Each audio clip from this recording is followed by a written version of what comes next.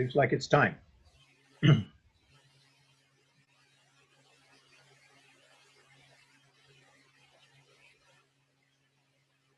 Well, good morning, ladies and gentlemen, and good afternoon to those of you who are kind enough to join us from Europe or other places.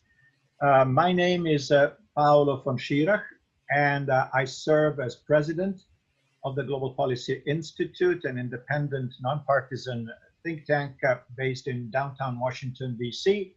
For those of you who don't know us, we are right next to the White House on, 100 meters from Lafayette Park. For those of you who are familiar with some of the Washington, D.C. landmarks. I also serve as a chair of political science and international relations at Bay Atlantic University, same location. And we work closely, GPI, the Global Policy Institute, and the university on a variety of research endeavors, including holding these events. It gives me great pleasure today to welcome all of you to what we hope is going to be not just one-off event on the problems caused by global warming, but a series of events that will help us understand not only the global warming phenomenon, but the mitigation measures that are already being studied and worked on actively on both sides of the Atlantic, and for that matter, in other regions of the world. So we think this is really important because while the global warming phenomenon is quite contentious still, in this country in particular, with many people, being skeptical, or is it really happening, or is this really as bad as people say it is? Well, in this particular area of rising sea levels, it is measurable. It's one of those areas where, it is measurable. We know that it is happening. I guess, and our distinguished guest, Professor Jonkman, will explain this to us. I think the unknown is how bad is it? It is bad. We know it's bad. The question is, how bad is it? Meaning, how fast are the ice sheets in Greenland and Antarctica melting and causing sea level rise? Is it going to be a real problem in 10 years or in 5 years or in 20 years? That's the variable that we still don't know much about, but it is happening, and therefore mitigation measures are being worked on as we speak. So without further ado, and again, welcoming all of you who are joining us today, old friends and new friends, I'm going to turn it over to my good friend Massimo Ciarla, who will be moderating this event. But before I do that, a little bit of a thank you to our good friend Andrew Spiro, who is in the Netherlands and who was instrumental in creating the initial contact with Professor Jonkman. So Andrew, I don't know if you're with us today, but thank you very much for your kind help in how can I say, putting an effort in creating this Atlantic bridge. And now, without further ado, on to you, Massimo. Thank you, Paolo. Thank you, Paolo. Thank you, Bas, to be with us today. And today will be a very interesting presentation regarding the adaptation of the sea level rise, like a bridging between the Dutch experiences, and also the U.S. experiences. Before we starting this, I would like just to give you a little background about Bas Jonkman. He's a professor at the hydraulic engineering at the Delft University. He held a PhD at the Delft University of Technology, and he worked for the Dutch government, the Royal Haskoning and the UC Berkeley.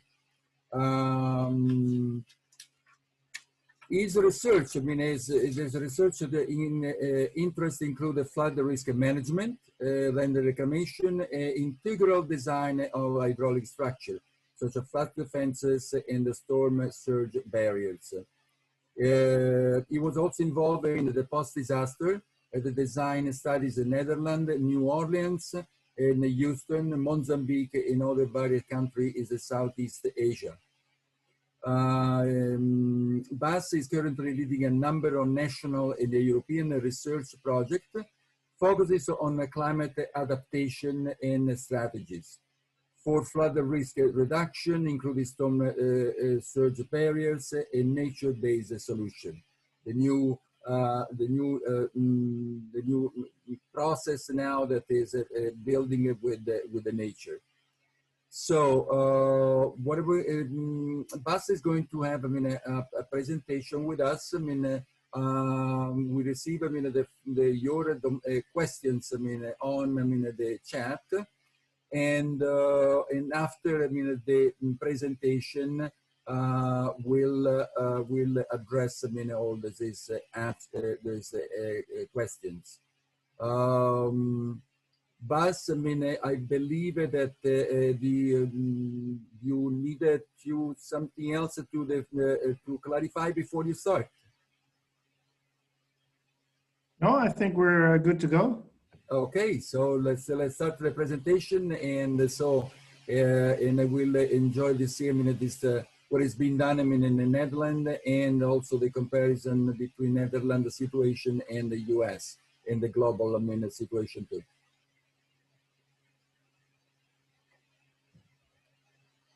Okay, thank you for the introduction, and thank you to the staff from Global Policy Institute for the invitation. Good morning to those in the US, and good afternoon to colleagues from Europe. There may even be some people from Asia, Singapore, so good night to you. Today I will talk about adaptation to sea level rise, Dutch experiences and global challenges. And the main question that I will discuss today is what we can do to adapt our coastal protection to rising sea levels, and whether it is feasible. I will do that mainly from a Dutch perspective, but also look at some of the cases in the US. And the content in this presentation was basically shaped through interactions with a number of colleagues, so I wanted to mention them in these acknowledgements. And as was already mentioned in the announcement, we're talking about a topic that has global relevance.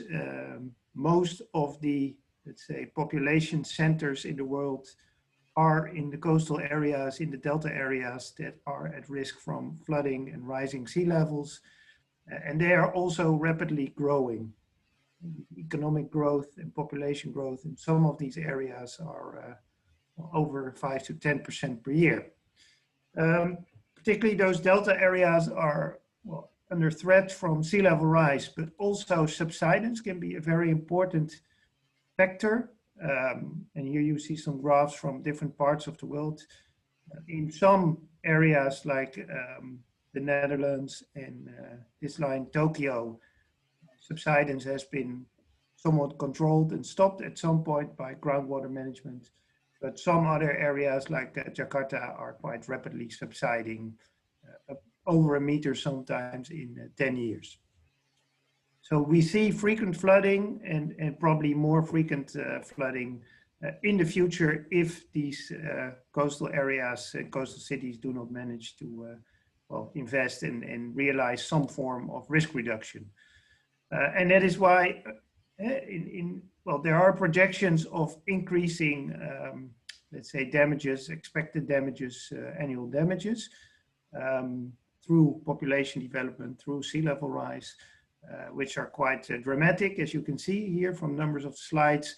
But these assume that these coastal areas and cities are basically sitting ducks and do not take action. And that's a trend that we see that many places around the world are actively looking for ways to reduce risk through technical solutions like this, the Maasland barrier in Rotterdam, the Netherlands, but also more nature-based solutions.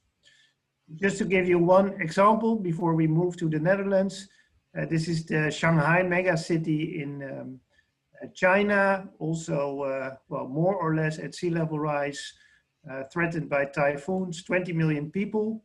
And you see the Huangpu River with the famous, let's say, the heart of the city, the Bund. And this area, basically, if a typhoon comes, it can, through that Huangpu River, push up storm surge in that river and lead to flooding all along that river. It's quite a complex water system, but now the Chinese are also heavily, let's say, investigating, probably in the future, investing in solutions like levees, but also the potential of a storm surge barrier at the mouth of this Huangpu River at the location Wusongkou #1 shown in the graph. So these are in many places around the world looking at solutions. Often people make a link with the Netherlands because it's our country located in the northwest of Europe. For those from far away, it's fairly small, 250 kilometer north to south, 150 kilometer east to west, quite densely populated, around 17 million people. And it's quite unique in the sense that the majority of the country is prone to flooding. This map you see in dark blue the areas that are below sea level, and in lighter blue the areas that are still flood prone from particularly river flooding. The Rhine River, major river coming in here from Germany, the Maas River, Meuse coming in from Belgium. So around 60% of the country is flood prone. But if you know that, let's say, most of the people and the assets are located in the western part of the country, it's much more than the 60% of the economy that's prone to flooding. That is why the Dutch, over the past centuries, but particularly over the last decades, have developed a quite comprehensive flood protection system. The emphasis in our country is mainly on, let's say, protecting against floods, high safety standards, with dams and surge barriers in the southwestern part of the country, basically shortening the coastlines by building dams, for example, as here and here. Also part of these are storm surge barriers. So for the non-engineers, these are barriers, like here near Rotterdam, that are normally, let's say, in open conditions. So then these two giant arms are resting on the shore. Shipping can go in and out, but they can be closed if the storm surge threatens the area behind it. A large part of the Dutch coast has a sandy coast, which is maintained by means of nourishments. And we have also a large number of river dikes, and here also sea dikes in the north, but river dikes together with room for river projects along the main rivers. Well, a bit of the characteristics of, let's say, flood management and the system. In total, almost 3,800 kilometers of dikes and dams along the main rivers, the coast, and the main lakes. And there are also more smaller dikes, but these are, let's say, the main defensives. Let's say a milestone in the the history, but also the way in dealing with flooding was the 1953 storm surge disaster. You can call it our Katrina. Over 1,800 people got killed. And after that, much more was invested and a much more sophisticated approach was chosen. Safety standards, because large parts of the Netherlands are below sea level, and it's so important for the country. Very high safety standards are chosen for the areas that are at most risk. For example, the areas near The Hague, Rotterdam, Amsterdam have safety standards of, let's say, intended protection levels to be protected against storm surges that occur once every 10,000 years or even smaller. And to make sure that the system is also maintained every 6 to 12 years, there's a inspection, or we call it safety assessment. So all the defenses are checked, whether they are high enough, strong enough, whether they are safe enough according to the latest hydraulic loads, also including some margins for sea level rise. And well, the latest result of that was that about 1/3 of the defenses needs to be reinforced. Not because they're urgently unsafe or collapsing, but because, for example, there are new insights in the strength of the dike, or there's some new margin for wave loading or sea level rise, so then they need to be upgraded. And that means in many parts of the country that you see ongoing reinforcements in both structural and more nature-based measures. Well, people often also interested in how is that then organized. Well, to achieve and do all that, there is organization and funding available.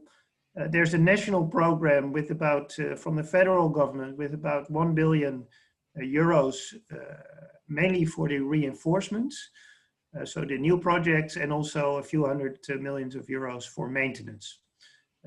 Two important players in this process are the Rijkswaterstaat, so the Dutch Army Corps of Engineers, which is part of the national government. They provide the safety standards and guidelines. Rijkswaterstaat manages and maintains the storm surge barriers, and also the river systems and the lake systems. And then we have 26 water boards, which are, or water authorities, that do local management of the levees and the flood defenses, perform the more frequent inspection, and they are also responsible for implementing those reinforcements.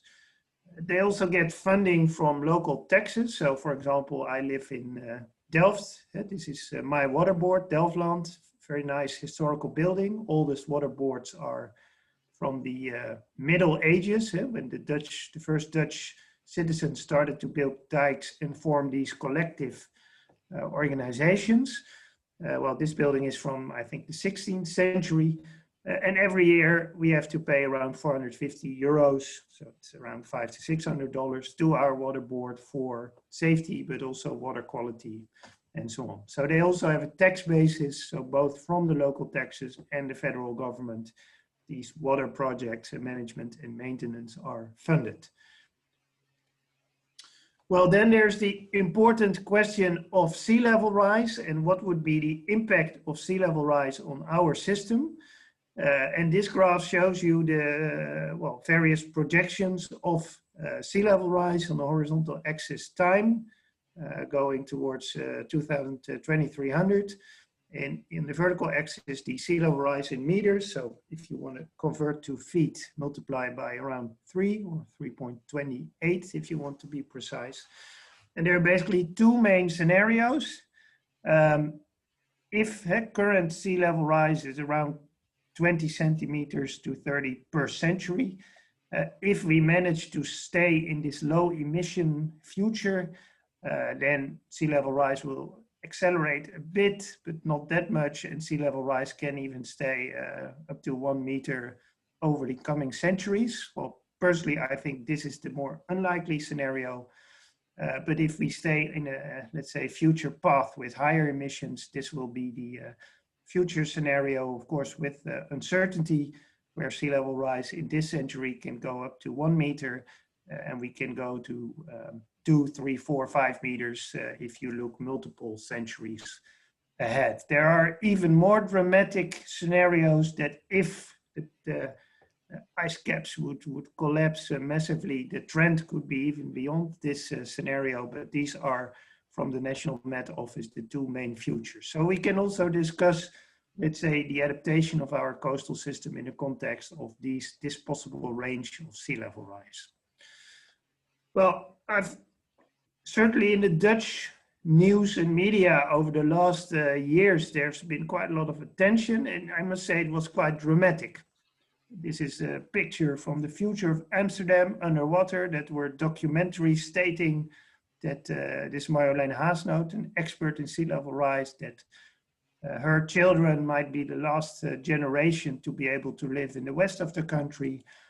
Then our national philosopher, Rutger Bregman, also wrote a book, Say the Water is Coming, also stating it will threaten the existence of the country itself. And he is also a young father, also afraid that his children will no longer be able to live in the western part of our country.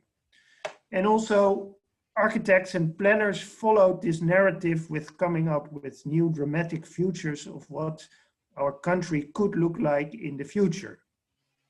They don't state how far in time it will be and what the sea level rise rate will be, but options vary from protecting the western part of the country to a state of islands, and they are not the only ones. Here's a nice compilation by our colleague Ties Rijken, who collected a lot of these plans.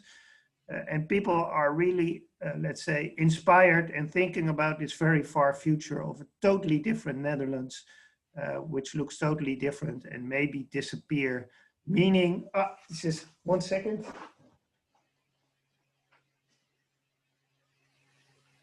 Yep. It's already getting dark here. But looking at these far futures, well, suggesting that we may not be able to live any longer in the Netherlands. So as a citizen, I started to get worried, but as a civil engineer, I started to ask myself the question, well, let's wait a minute. What are the options for adapting to the sea level rise rates or the sea level rises that we saw previously, 1, 2, 3, 4, 5 meters? And when do these various dramatic options come, let's say, in the planning, or when would they be needed? I will mainly discuss that question, but I'll also pay a little bit of attention to US vulnerability and some of the work in Texas we did.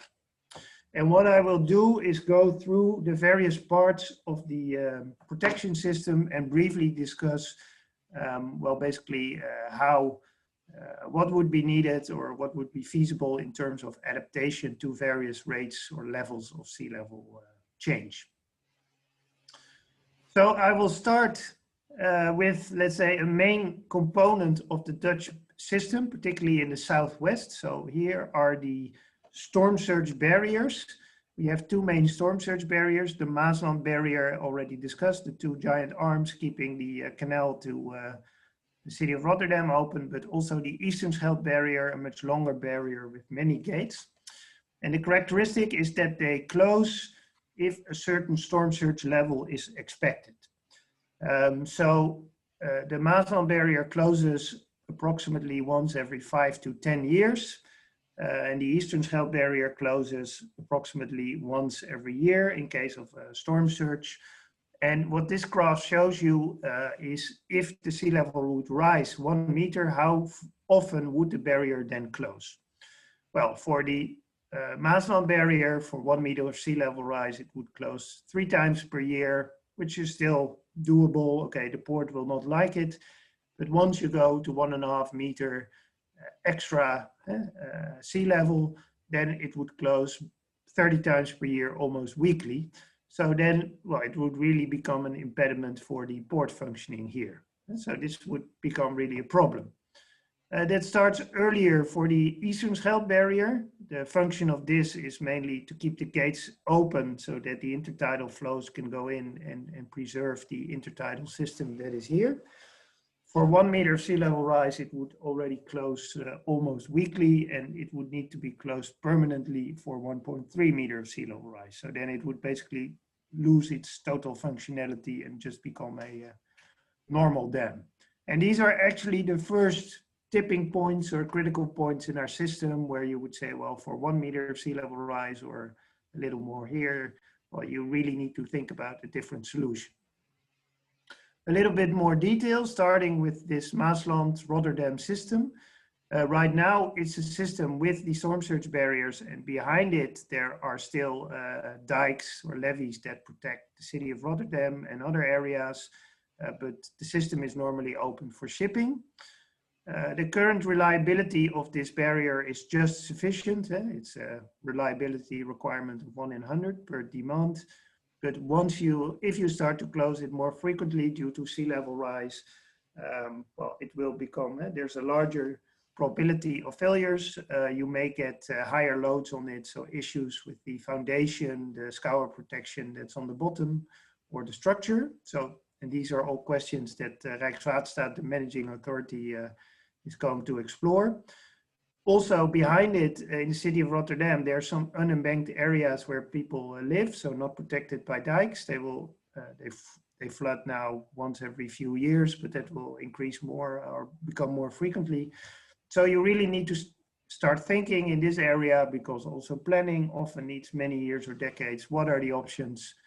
A new barrier that's more reliable, a closed dam, that you would totally close it off with shipping locks, or just forget about the barrier and build much higher dikes around the all the waterways up to 30 to 50 kilometers inland, but that's problematic because there are many urban areas.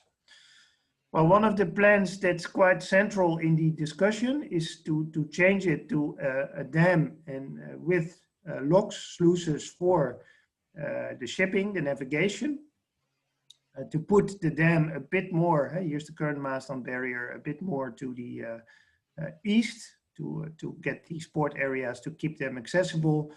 But one issue that you have then is that the Rhine River is flowing in from the back. So during a storm surge, you need to be able to either buffer all that water, but it's a lot, so also pump out that water. And the more the sea level rise, the more the sea level is rising, the more pumping capacity you need. So you would really need to think about mega pump stations, much larger than the largest ones that you, for example, have now in New Orleans, that really can pump out large parts of the river discharge. Well, this is what it could potentially look like, a dam near Rotterdam with large shipping locks, also pumps integrated in it. But there are also advantages to it. You would have to raise less dikes behind it. You would have more freshwater buffers in this area, which is important for agriculture, but maybe also for environment. And when you have more controlled water levels, that's why I show a picture of Amsterdam. Why is Amsterdam so nice? Because the canals, the water levels are controlled, so you can have nice boats, houseboats, live and work and walk close to the water. Once you have more controlled water levels in this Rotterdam area, you can also develop these old port areas to very nice housing areas. So that is, well, possibility for this area. Well, then the Eastern Scheldt, as mentioned, currently it's this quite well-known barrier with gates, normally open, so the tidal flows can go in and out. Behind it, there's a system of tidal flats with great ecological value, but that system has been decaying. The barrier construction started in the 1970s with large islands, and also partly due to that, and the constriction of the barrier in and outflow was changed, and the nourishment through the flow of those tidal flats decreased. And that's, by the way, at the moment being mitigated even by active artificial nourishments of those tidal flats. So, and there the problem even comes a bit earlier, that for 1 meter sea level rise, you would already, this would already start to close so often. You may ask yourself, well, is it still worth the effort? You can start to think, well, are there better, smarter barriers? We could replace this one by something better. Maybe we can even remove or partially or fully remove the barrier, but then you would have to raise the flood defenses around the estuary, or maybe there are other solutions. So this is definitely an area that needs further thinking how to adapt already for the 1st meter of sea level rise. Then when we go a bit more north towards the sandy coast, there the strategy is nourishments. Around 12 million cubic meters are nourished on the coast. Conversion you can see in the slide. That's done locally, but also in the form of mega nourishments. This is the sand motor or sand engine near The Hague, where the natural flows will around, I thought it was 20 million cubic meters. Natural flows will distribute this along the coastline. And there the required nourishment is a function of the rise rate, so the steepness of the line of sea level change. And currently it's around 2 millimeters per year, so 20 centimeters per century. If that would go to a factor of 5 higher, nourishments would also go up a lot, up to 70 million cubic meters. Well, then you get all kinds of questions. Can we do that? Is the capacity there? And then we are probably in lucky position that two of the world's largest dredgers, Van Oort Boskalis, are Dutch. So the capacity is there. Well, how could we do that? All along the coast, mega nourishments. Do we have sufficient sand? We'll get to that. And what are the environmental effects of dredging in terms of sea life when excavating the sand, but also emissions and CO2? Well, we looked at the question, well, is there enough sand? And the short answer was yes, at least for the coming century, even in the high sea level rise, there's plenty of sand. We are in the lucky position that the North Sea is one big basin full of sand. Also, unit price of dredging is quite low compared to Singapore or US. It's a factor 10 lower in the Netherlands. Already, if you take the currently available assigned dredging areas, you would already have around 10 billion cubic meters, which is sufficient for this century. And then there's the potential to look at other areas where there may be wind farms, or there may be other areas to also get more sandy materials. So we expect that the availability of sand will not be the bottleneck in this case. Well, it does mean that in case of very high sea level rise rates, we would need to go through almost continuous dredging at various parts of the coast. And that's why now there's also being put a lot of thought in, let's say, smart ideas like well, combining wind energy with dredging operations to reduce emissions and so on. But well, for this point, we believe that, or we expect that maintaining the sandy part of the coast is definitely possible, even for high sea level rise rates, 1-2 meters, and so on. There are also effects on other areas. Let's first look, this is the north of the Netherlands, Wadden intertidal area, which is a very nice area of intertidal flats, which are also being fed by the tide and the sediments. And the issue is that if sea level rises too quickly, this kind of feeding process of sediment will be impeded. And if here are kind of the thresholds expected by experts that say, well, if the sea level rise raises a factor 3 or 5 from the current level, then parts of this system may what so-called drown. So then you would basically lose your intertidal flats, which is a very valuable ecological area. It would also affect salt intrusion. If you have a higher sea level, more salt will come into our river systems. And there will be other effects of climate change, like drought. We already experienced over the last 5 years very dry summers. So there's a larger need for water retention, but at the same time, more extreme rainfall events.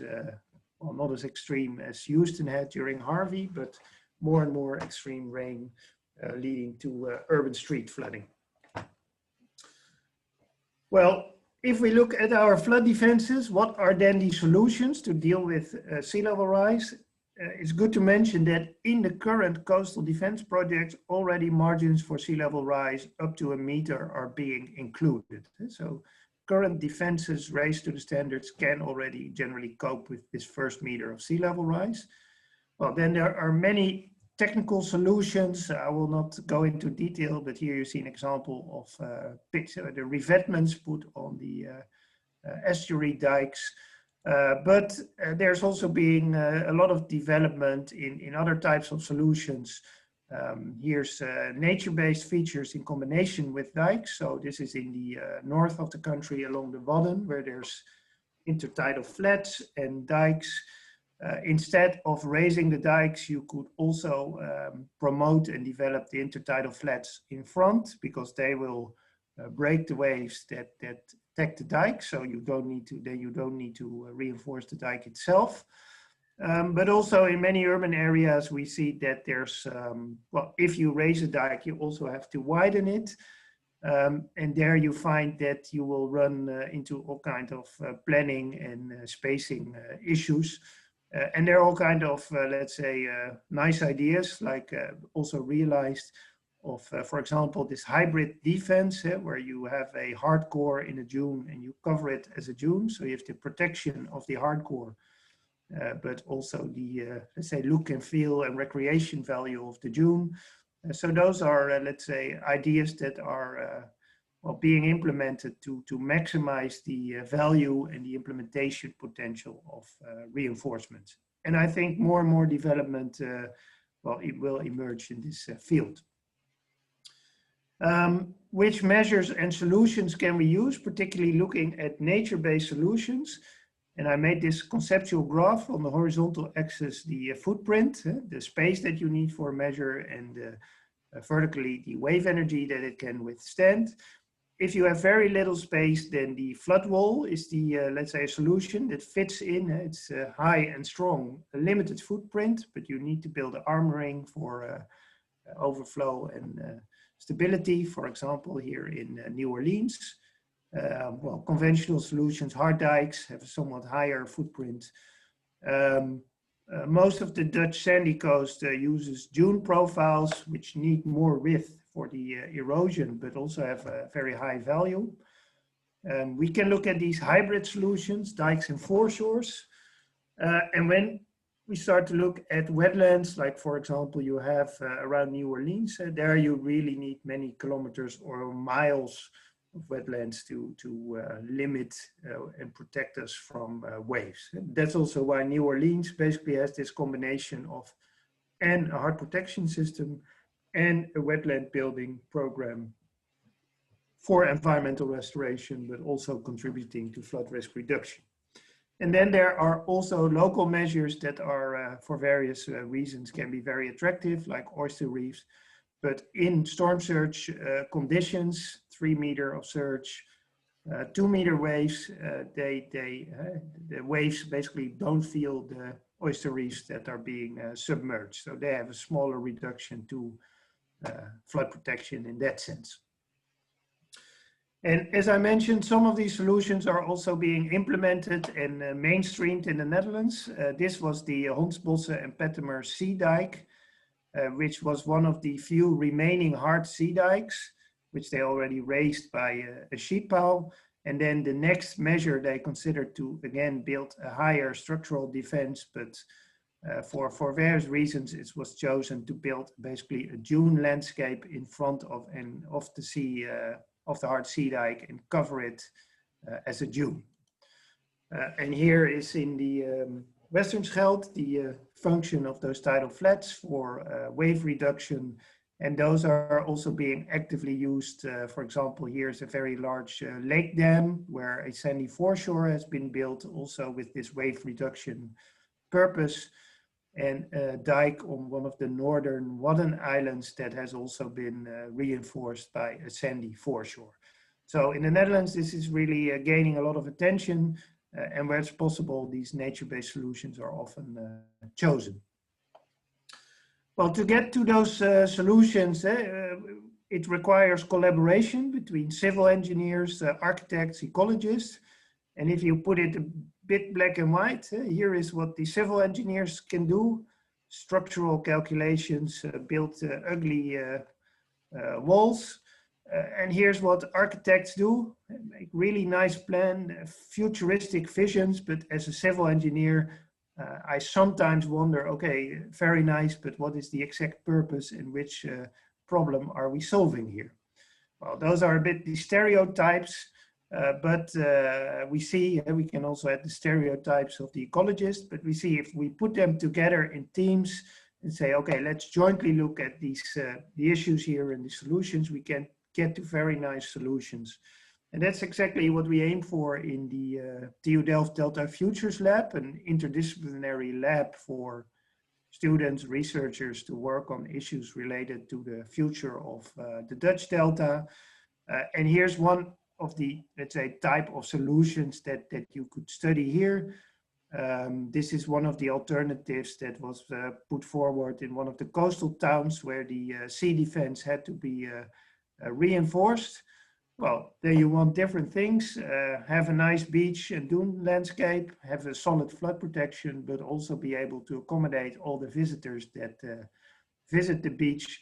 So then this solution of combining a parking garage, let's say flood protection, structural elements, dunes, and the beach use were, let's say, being put forward in this kind of multidisciplinary working. The real solution is similar, slightly different, but this is the type of solution we want to look at. Well, I've talked a bit about the various parts of the Netherlands, but if we, about sea level rise values of 1 to 2 meters, but if we really are going to look at this long-term 5 to 10 meter sea level values, what would be the, let's say, typical options? And here are the 4 strategies, a bit in a cartoon way from developed by Deltares. We can choose to live live behind walls and mega pumps. We can choose to build protection, but leave the rivers open, so very high river dikes along those rivers. Seaward expansion, so build new islands, as we've done in Rotterdam, where the port areas are built on new higher grounds that have a 1 in 10,000 year protection level, or a more accommodating future where people live on floating island cities and many people move to the east. And this is one of those scenarios. What could it look like? Mega nourishments along the coast. Well, that would certainly, as we see, be possible. The Rotterdam area would be protected by a giant dam with sluices in it, mega pump stations. And probably here also in this area, eastern or the western Scheldt, which is now still an open estuary, we would also need dams and gates to protect against storm surge. That will lead to some issues because this is also the connection to the port of Antwerp in Belgium. So a bit of negotiation is needed there. But that's just one of those future scenarios, and I think there's a large need to look from an engineering and planning basis to those future scenarios. If we even go a step further, there's also ideas at the level scale of the North Sea, so also covering UK, Denmark, Belgium. This is an old graphic from the 1930s by someone who proposed a dam between, in this case, England and Denmark. But recently a new version of that plan was being put out by one of the researchers from one of the institutes in the Netherlands. You can look up this paper that's called the NEED, the Northern European Enclosure Dam, that would be built between Scotland and Norway, and also a dam here. This would be a 500-kilometer long dam, also through deep parts of the sea, 50 to 60 meters here. And it would protect hundreds of millions of people in the, let's say, northwestern Europe. So instead of raising and adapting all the coastlines, hundreds or thousands of kilometers of coastlines, at some point this could be a solution. But as the author nicely puts out, he says, well, I hope we don't need this, but we need to look at when this type of solution will be needed. And if you think that the largest dams in the world, the longest dams are currently in Korea and the Dutch Afsluitdijk closure dam, it's 30 kilometers, then this would be around 15 to 20 times as long and also built in deeper seas. So also in terms of engineering, this is a major challenge we are, we want to study over the coming period. Well, a bit as a recap, in the Netherlands, looking at the various, let's say, meters of sea level rise, as I said, the current system already is mostly designed for 1 meter of sea level rise. The first critical points were emerge mainly this Maasland barrier, Eastern Scheldt barrier around the 1 meter sea level rise, which in the high scenario would be expected at the end of the century. In the low scenario would be expected many centuries from now.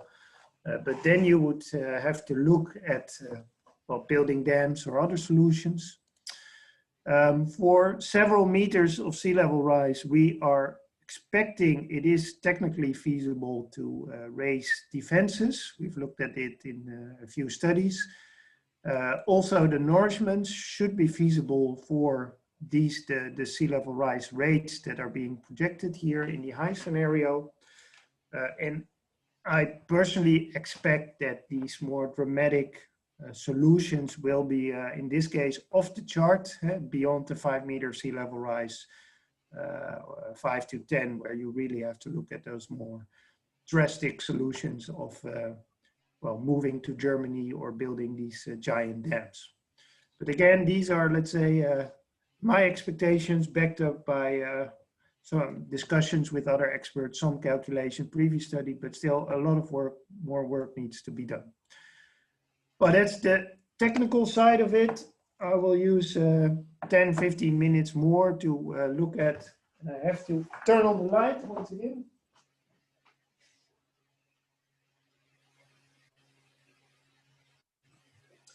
The other side of it is the economics. Well, is this all affordable? And if we look at it in the current context, the current expenses in the Netherlands are on flood defenses, reinforcing them are around 1 billion, a bit more if you count the maintenance. That's around 0.1% of our GDP.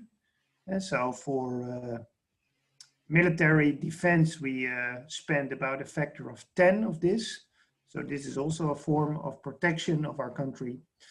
An additional billion we already figured out in a previous study is needed for 2 meters of sea level rise, which would still be affordable. Well, also the question comes up when are you going to lower the protection or give up parts of the country? That is expected to be the case if the cost for a long period rise or increase much more than the economic growth. Because if the costs are growing and growing and your economy is shrinking or hardly growing, at some point it will become unaffordable. But before we are there, since we are at this moment only spending 0.1%, since economy, at least pre-COVID, was growing around 2% per year, we expect it will be a very long while before this point is reached. But of course, there can be other factors. If disasters occur, there can be discussions, well, okay, maybe do we need to rebuild this area? The discussion started in New Orleans, St. Bernard, New Orleans East, Lower Ninth Ward, should we rebuild it? But it was chosen to rebuild. Or if foreign investors feel, well, the Netherlands is no longer a safe place to invest, that could well lead to have an effect on the economy and also lead to could become less affordable. And that discussion we also saw. I was involved in investigating the flooding in Bangkok in Thailand, where many mega industries around Bangkok were flooded by Japanese industries. And they raised the question, well, should we go somewhere else? To Myanmar, Vietnam, China, all to those mega cities there also are flood-prone areas often in delta cities. So also these alternative locations often have a flood risk.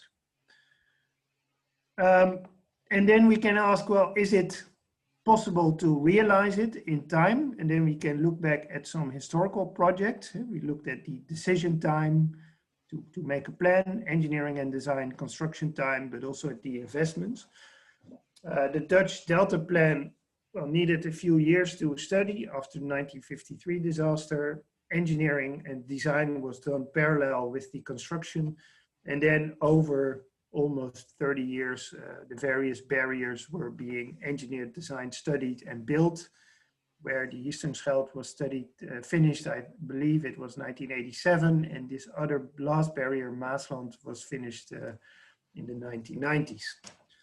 Well, it went much quicker in New Orleans, where the US Army Corps, after the flooding of Katrina, brought back, put in enormous capacity, brought back generals from Iraq and Afghanistan, and at enormous pace, the decision was made to rebuild New Orleans entirely, make a plan and construct it, and around 2012, well, $14 to $15 billion was invested in protecting New Orleans.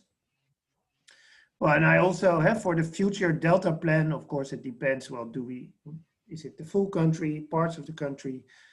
Well, we need a lot of time for decision making because we have this polder model that, well, you need to come to an agreement. These are also complex decisions. Water infrastructure decisions have a lot of effect on well, the entire society. If you would build a Rotterdam, it would affect the city, the port, and so on. Okay, we need some period to design and we need time to construct. So we need several decades. Investments depend on the project. And then you can ask, in view of sea level rise, is that possible? And if you remind the curves that we've shown, where sea level rise is about, even in the high scenarios, up to 1.5 meters per century, I believe it should be feasible as long as you start sufficiently early in addressing the right discussions and starting the decision making and planning and so on. Another way of asking ourselves, well, is it feasible, is to look back. Can we adapt our system to several meters of sea level rise? And this is just a short historical change from the Netherlands. It was when the first people settled totally uncontrolled, uninhabitable marsh area. Then the first Dutch started to build pumps, windmills, and so on, control and build so-called polders, reclaim land. This was situation around 1600, and now we are in a totally managed, engineered, controlled system where at the edges we do some, let's say, projects where more dynamics are being introduced. So this has been a really big shift. This, particularly last step, most of it happened in the second half of 20th century, after 1953 disaster. And then people often ask me, well, but is it possible to raise the dike several meters for sea level rise? It must be impossible. And then it's also good to look back, because this was the dike near Kruiningen village in Zeeland in 1953, around the disaster. So the earthen dike body was 5 meters high. They built a wall in it of, it was 6 meters. This is what it looks now. It's not a very nice photo, but here I made the cross section, or actually I did not do it. It was one of our students who did this nice study. And in green, you see the pre-disaster dike, and in red, you see the current dike. So within a period of 50 years, the dike crest has been raised from 5 to 6 meters to almost 10.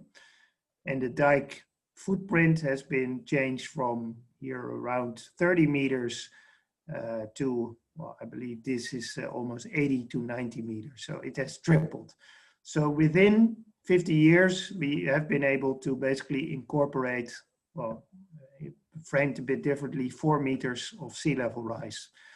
And if you look at the additional meter of sea level rise that would be needed for the next century, this would be the next step from the red to the purple. So I think from an engineering perspective and also from a cost perspective, it will be possible to adapt many of these dikes. Of course, you run into discussions if there's all kind of urban areas here. There are solutions available, but also when you look at this in a historical context, I believe that adapting to several meters of sea level rise is possible. That is the case in the Dutch context, because situation around the world is, in many parts of the world, is much different. There are already, the Dutch situation starts with a high level of flood protection developed system where you need to upgrade an additional meter.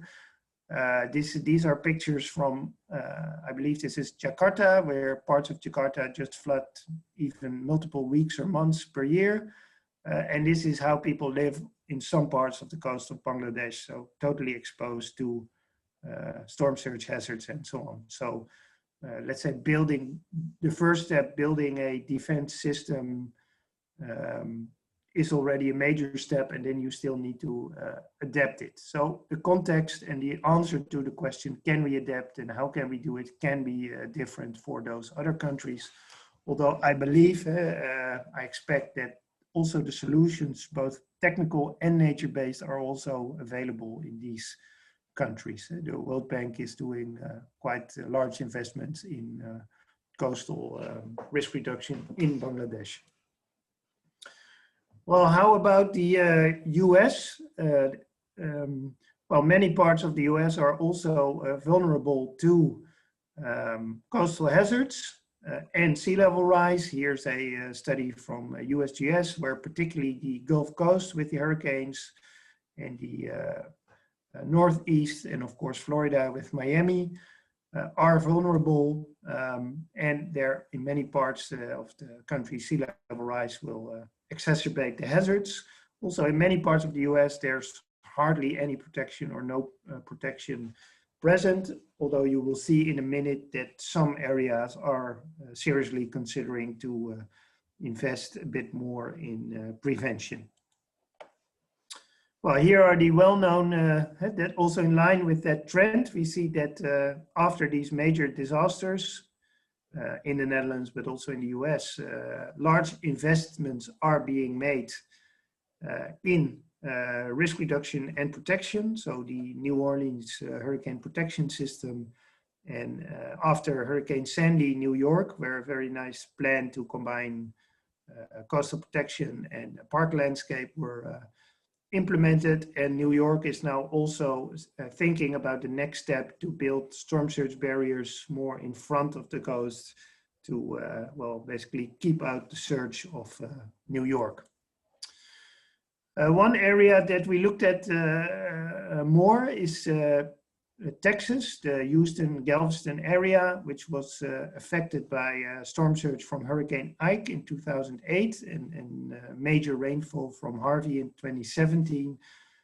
Ike, well, large winds, large storm surge basically wiped out a lot of, well, most of the houses that were present on the barrier islands in front of the coast, here near Galveston, Bolivar Peninsula.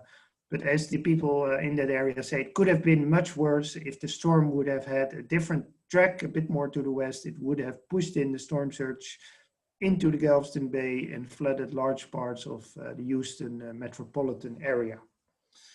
And we've been working with partners in the Houston area over the last 8 years to study and compare the flood risk issues. And here you see the two maps of Netherlands and the Houston region.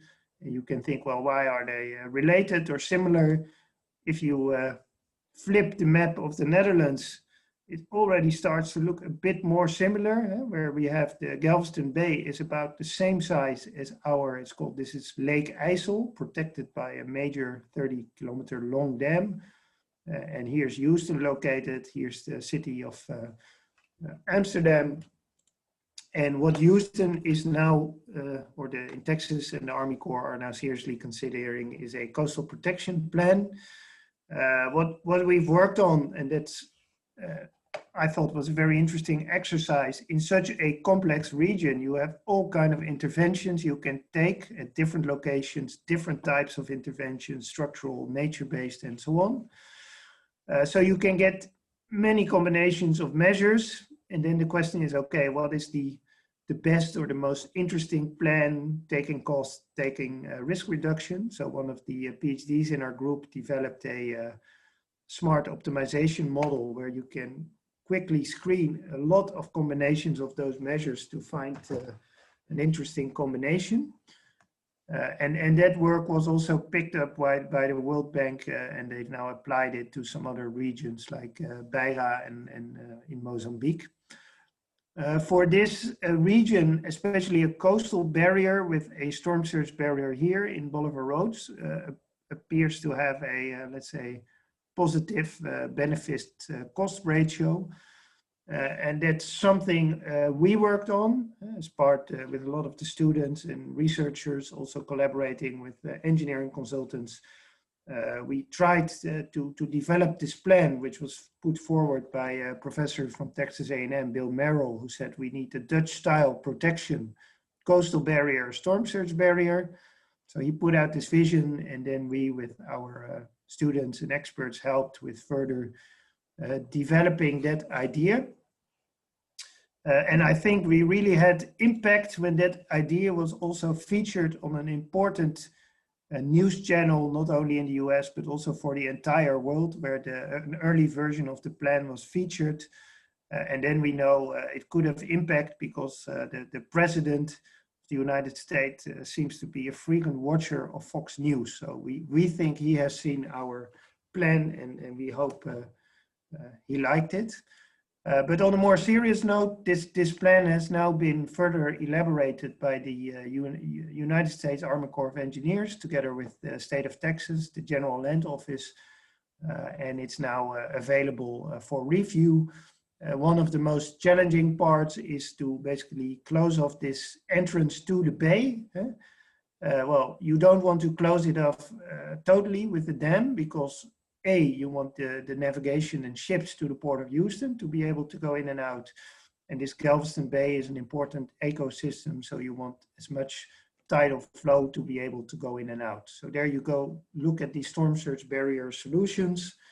And that's what we did, looking at the potential navigational gates or the, let's say, the more shallow environmental sections. Here are some conceptual designs, but also more innovative technologies like inflatable barriers that are consisting of rubber sheets that can be normally are resting on the sea floor, but when the storm surge is coming, they can be filled with water and air, and they will basically close off that bay.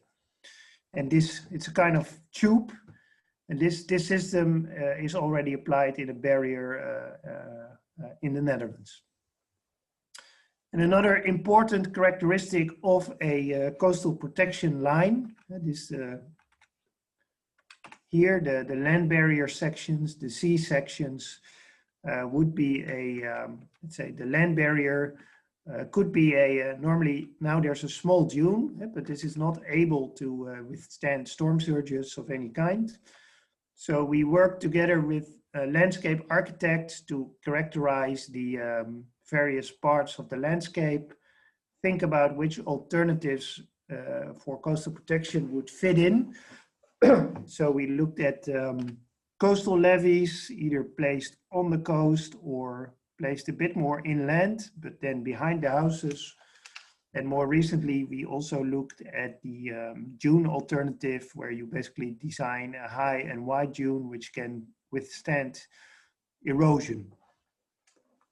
And well, what was interesting, and we also did that a bit multidisciplinary. So the student who was researched the dune and did the dune erosion modeling was a civil engineer, but his partner appeared to be a landscape architect. So she helped him in making these much more attractive renderings and looking at the spatial implementation.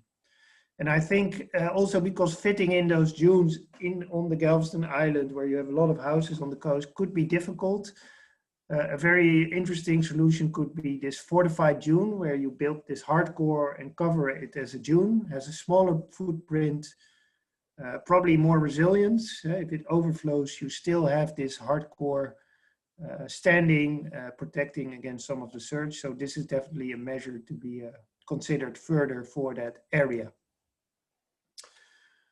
That's about Houston, Texas. I think I will add to the presentation a link to the planning efforts that are being ongoing. It's very interesting. So also coastal adaptation and protection is gaining more attention in the US, and there's a lot of the solutions and technologies are available. And well, if we then get to the end and think about this question that we started with, adaptation to sea level rise, is it possible?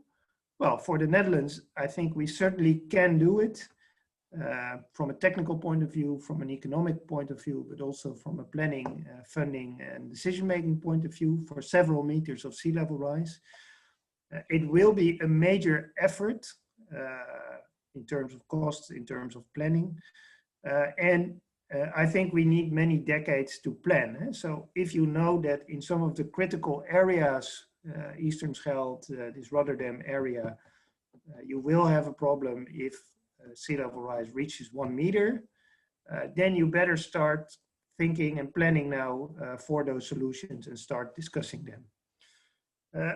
And as next steps, I feel we can do much more on designing really for those higher levels of sea level rise. We do not only, well, I mainly focused on the, let's say, coastal measures infrastructure, but at the same time, if we talk about time horizons of decades, we also have a number of other changes and transitions ongoing. So the change of the economy, circular economy, clean energy, those kind of things. So also if you think about a Rotterdam area where you have a large port area that to a large degree relies on oil and gas and coal and containers, well, how is that going to change in the long run? And how do you link the change of the port and the industry to your infrastructure and your city planning? So these are big questions, but they need to be taken into account. And to get to those, let's say, good joint visions and designs, well, we really need to collaborate with the civil engineers, the architects, planners, ecology, also people with law and governance background, because all those, let's say, fields of expertise are needed. And then last but not least, I really feel, well, we've done work together with the friends and colleagues in Texas, and it also helps us to sharpen our thinking also about our own issues.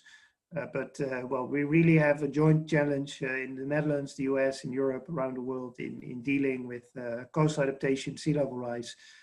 There is already a lot of international contact, but I feel there's much more room for sharing expertise and ideas. So well, I also would like to thank the Global Policy Institute for setting up from their international perspective this webinar. And with that, I would like to conclude, and well, I'm happy to take any questions, comments, discussion points. So thank you very much. Thank you, Bas. Thank you, Bas. It's been a very, very interesting presentation. It shows us what in the Netherlands has been done in centuries, and that accelerated a lot. I mean, since the big flooding, I mean, a big storm in 1953. So it seems to be that your country is a very control engineered, I mean, situation where the water is basically controlled, I mean, and protects, I mean, all your countries. Of course, I mean, I would like to ask, I mean, some questions. Definitely, I will take, I mean, some questions that takes, I mean, from the audience. One of the first, I mean, question that everybody could have is in this context of the climate changes and I mean the sea level rise. There are a lot of theories, a lot of data that can be support, I mean, the rising, I mean, of the sea level. My question to you is, how comfortable are you feeling in considering this data? Would you like to see, I mean, a different or more international, I mean,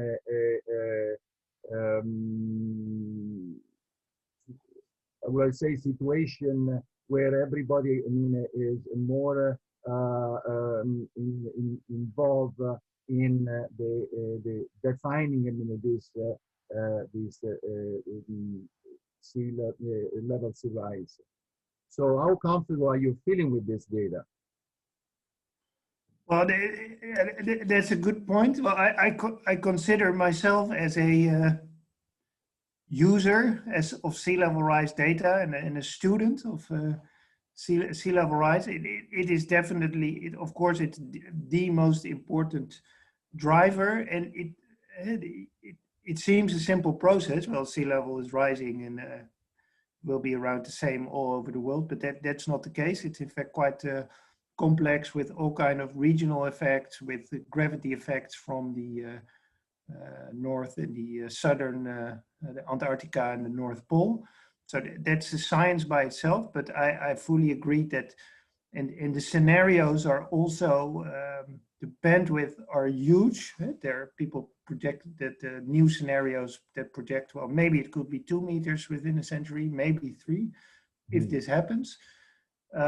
So I think it's important to get the science right and the observations, and also collaborate, because this is a global process, and also detect by observing, detecting the trends. Because, for example, in the Netherlands, the acceleration in sea level rise has not been measured yet. If you look at the trends, but in other parts of the world, it does. Well, is it due to regional effects or not? So I think it's hugely important that scientists around the world and NASA and ESA, the European Space Agency, are collaborating on sea level rise measurements, work together, share this information, and that we prepare for all the various scenarios that are out there. Of course, it's a major issue. The relatively positive part of it, if you, I don't know if you can say it like that, it is a relatively slow process. So even if we know it's going to rise 1 or 2 meters over the coming century, then we should still be able to take measures. That's at least in the Dutch context, where I am a bit more pessimistic in the context of Bangladesh, Jakarta, countries with less wealth, if they can really do this. Yeah, that is one important issue. Is how long it will take. I mean, just to protect, I mean, the area, the coastal area where we live, or where the majority of the people live. It seems to be it takes. I mean, and also in your presentation, you were saying that it takes, I mean, a lot of planning, because there are some problems that to be even discussed, I mean, among, I mean, among the different, I mean, countries, and so on and so forth. I mean, I was very struck, I mean, for that, I mean, a project that requires, I mean, 500 kilometers dams in the northern sea. I mean, of course, this is an extreme, but it's interesting that, I mean, has been studied, I mean, and has been kept, I mean, alive, I mean, that proposal until, so based on your experience, that is the experience of your countries, that it took, I mean, so long, so much time just to reach, I mean, the level of protections, I mean, in your area. Do you think, I mean, if you want to stay with the United States, do you think that we have enough time to take care of all these protections where we are at this point? Yeah, it's difficult to answer. Yeah, I think yes and no. So the US and the Army Corps have done an incredible job in New Orleans within a few years to protect a whole city. So it is feasible to do these major projects in a short period. Unfortunately, we only do them after a disaster. That's not only in the US, but that's also the case in the Netherlands. The Delta works after 1953. So that's important to change from a reactive to a proactive mode. And that's also, I would say, the less positive part, that well, is it feasible, and can we get especially the political support and will, that not only get I believe the scheme in Texas is planned to be around $20-25 billion. That's just Houston area. If we also have to invest in Miami, New York, many other areas, Norfolk, Boston, it's going to be much more. So can we or the US or get the support, the funding available? And then after you've built it, can you also get it organized and funded to manage and maintain the system, because that's also another important aspect of it. Absolutely, absolutely. You know, the maintenance is so important as the construction part. We have some questions, from the audience, and the first question is: you have shown a nice plot showing the dikes selected depending on the wind intensity and the footprint. How do you compute the footprint? Yeah, I'll try to pull up that slide. That's a nice question. I'll not go into great detail. Of course, it's a bit schematic, but what we do here, you basically want to design a flood defense, being it a flood wall, a dike, or a dune, to be well, high enough to prevent or limit that the waves that will attack it will massively overtop it. So you have all kind of engineering rules that if you have a dike with a certain slope, how high will the waves run up? How high do I need to make the dike? But we can also calculate with related hydrodynamic models that if we have a 1 mile foreshore in front with certain vegetation, how much will it reduce the waves that attack the dike?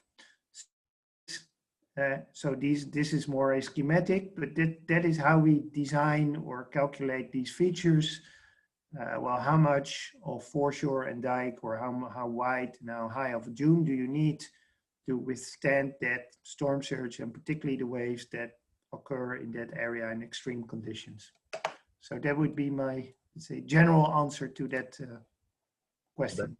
I hope it answers. The next question is, you are representing very interesting schemes for the next 10 and 300 years. But the solution seems to be available, but very difficult and expensive.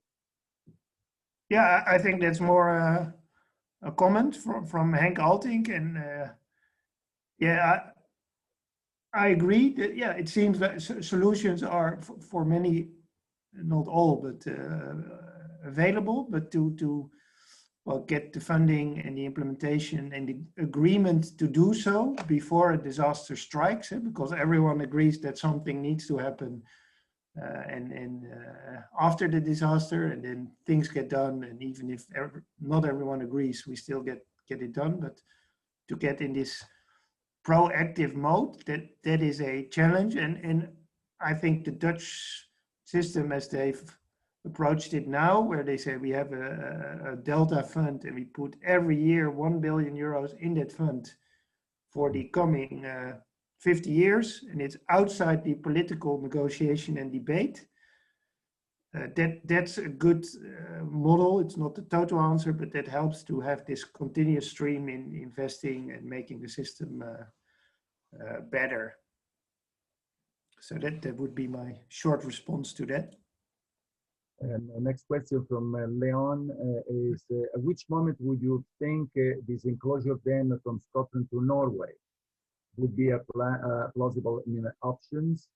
The current Dutch coast sea level rise rates would allow for heightening existing dikes. From what point would extreme measure like this then become a real viable option? I think that's a very nice question, because that's exactly something we want to investigate.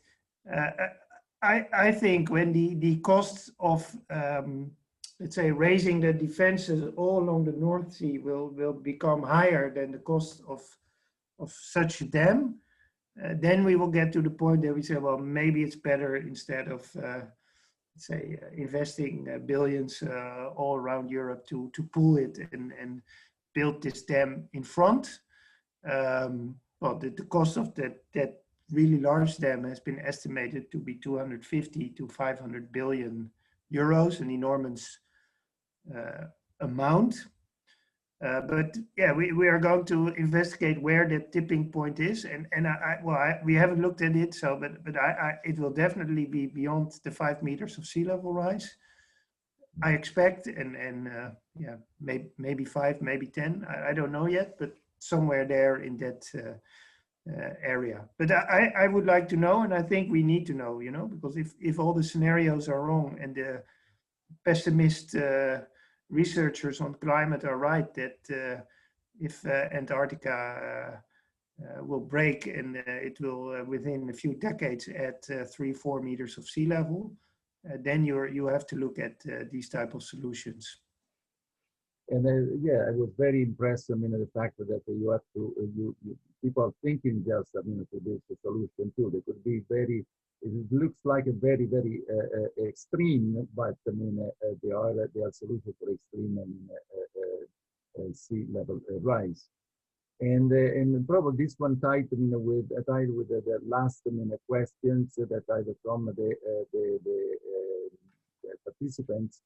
If there's a Henk, I mean, I'll think, I mean, well, if you would try and think in 1,000 or 10,000 years, and where the level rise could be, the sea level rise could be the 50 to 60 meters, would we then have to move it to higher land and the hills and be prepared to avoid to expand in the cities in the present coastal area?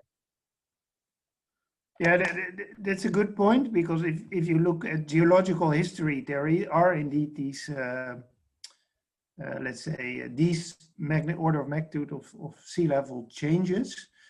So that it could, I think there is a limit to the engineering options. That if we would have 50 meter sea level rise, well, maybe we can build a 50-meter high wall, but do you want to live behind it? And if it would fill one day, you would have an enormous catastrophe. So there could be a point that it's better to move and give up the land. And even one of the famous Dutch engineers, the father of the Delta Works, has once made that expression that at some point in time we will give up, we will need to give up our country. But let's say I am in that could be the case in thousands of years.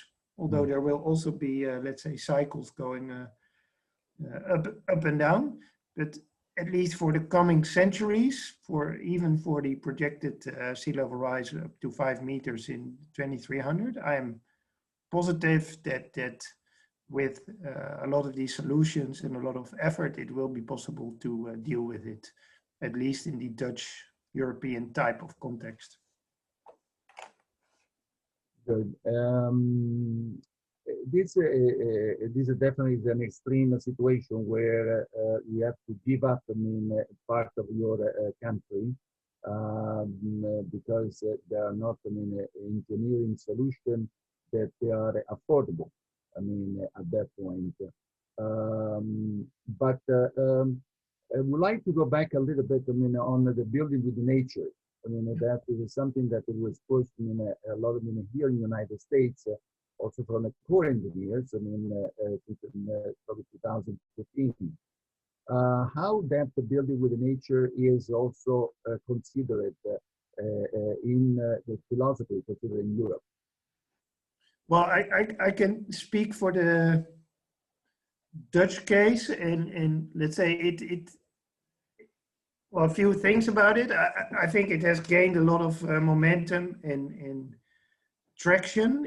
It has also been developed by a kind of joint effort by the government, the research institutes, but also the dredging firms that said, okay, we want to invest in this new and investigate this new form of coastal protection. So in the Netherlands, I would say when there is a possibility, there seems to be a preference for nature-based solutions. But that is mainly, as you can also see from the photos, in areas where you have, relatively speaking, a lot of space where you can implement these nature-based features. They generally need more footprint, more space than the hard structural features. But in many of the projects along the rivers, in urban areas, it's still more local, smart structural solutions, sometimes multifunctional, that are being used. So I don't have an exact number. It would be interesting to figure out, well, how many of the ongoing and recent reinforcements are made more nature-based or hybrid, and how many are structural. But I believe it's like perhaps 20% nature-based, 80% structural. That would be my guess at the moment. Also depends where you are. On the coast, it's mostly nature-based. In rivers, urban areas, we did room for rivers, and it's now mainly work on the river dikes. Okay. No, it's important. I mean, what you stressed during the presentation, how is an important point is the international collaboration between countries.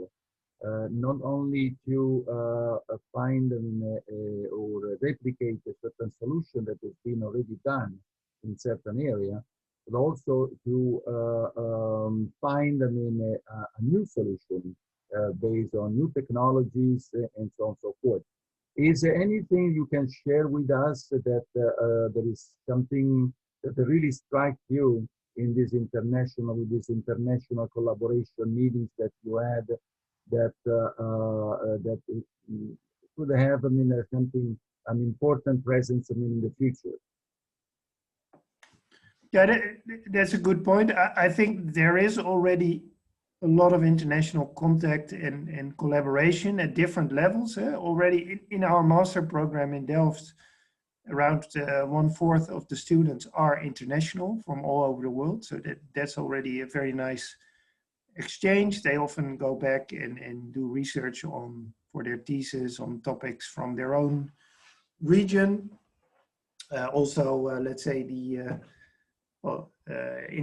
companies are active internationally, not only Dutch companies, but also others. Army Corps and Rijkswaterstaat are sharing knowledge on levee safety, on building or engineering with nature. And in our field, it's never a copy and paste solution. So I saw this Maasland barrier with floating gates in Rotterdam. So hey, let's copy it and build the same in near Houston or Galveston. It's always a unique project with unique circumstances, loads, conditions. So then you need to modify it and maybe come up with something else. That also makes it for me and us interesting to be involved in those international projects as well. So it's maybe not a full answer, but at least no, it is a very good answer. And going back to the political and the organizational side, it seems to be, the Netherlands obtained those results because they're very, very structured in a way that, from you have bodies like a national Delta program, and you got, the Corps engineers, the Netherlands Corps engineers, and the water body. And the water boards, that they are very, very important, because those one are the organization. They are on the territory, and they are involved in the implementations, of the enforcement, and what has been discussed, discussed in the site and at the level. Is that probably the one of the big differences you see between different countries, especially the new countries you mentioned it before? Well, yes, yeah, of course there are differences in challenges, and in the Netherlands this collaboration model, organization model has developed over centuries, and that gives a framework to manage and fund and maintain these projects. And then in other countries, it's often a question, okay, if we build or develop this infrastructure, how are we going to manage it? Who's going to do it and pay for it? Of course, well, every country needs to organize themselves in their own way. I've seen, for example, in New Orleans, you had these levee boards that are similar to our water authorities or water boards. but they couldn't tax their inhabitants, if I was correct. So there are often these water management authorities, but to well, give them the right position and also the means to really do that on the longer term, that's definitely a challenge. But I see our role as well, pointing out the importance of these type of arrangements. Maybe we can show well, how it's organized in the Netherlands, but we shouldn't become too pushy in exporting our organizational models, as we would neither appreciate that from other countries that they force their systems upon us. Absolutely, absolutely. Well, Bas, thank you very much for your time, your presentation. It was a very comprehensive, and I would like to say that it leaves us with a big hope. I mean, in the future, Yep. that certain structures that have been done, worked, and they will take time, but at this point, the only thing to do is just to start as soon as possible to be ahead, I mean, of this catastrophic events that could have happened if you don't take any actions at all. Thank you very much again, and I'll thank you very much to the Global Policy Institute organizing this event. There are going to be future events, I mean, on this climate change, I mean, in the adaptation that we have to have, I mean, to those climate changes. Thank you, Bas, and I believe that we can do that with this now.